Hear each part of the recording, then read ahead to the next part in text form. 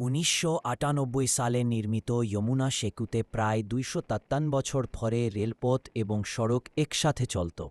March 2025 থেকে 300 metre উত্তরে খুলেছে নতুন যমুনা রেল সেতু, যার জন্য পুরনো রেললাইন এখন পরিত্যক্ত। সোমবার 30 জুন টাঙ্গাইল সিরাজগঞ্জ অংশে পুরনো রেললাইনের নাট ও বল্টু খুলে ফেলার কাজ শুরু হয়।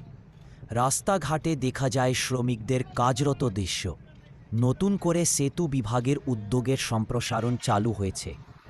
রেলওয়ে বিভাগের প্রকৌশলী জানিয়েছেন, এই কাজ শেষ হতে লাগবে প্রায় 2 মাস এবং এতে ওপরের 2 লেনে প্রায় 1.75 থেকে 3.5 মিটার বাড়ানো হবে। সরাসরি প্রভাব, সেতুতে যানজট ও দুর্ঘটনা কমবে, যানবাহন চলাচলে গতি বৃদ্ধি পাবে।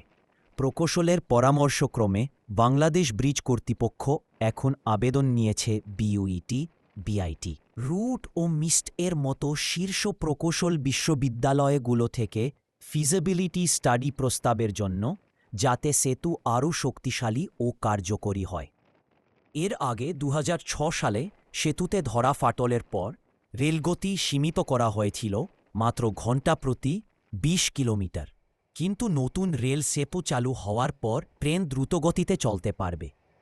এই পরিবর্তন বাংলাদেশের যোগাযোগ ব্যবস্থায় এক যুগান্তকারী পদক্ষেপ, যেখানে অবশেষে রেল ও সড়কের সরাসরি সংঘর্ষের অবসান ঘটছে এবং বরং সবাধীন ও বিস্তৃত সড়ক যোগাযোগের অবকাঠামো নির্মাণ হচ্ছে। আপনার মন্তব্য জানান, আপনি কিভাবে এই প্রকল্পকে মূল্যায়ন করেন। নিচে কমেন্ট করুন এবং ভিডিওটি লাইক ও শেয়ার করতে ভুলবেন না।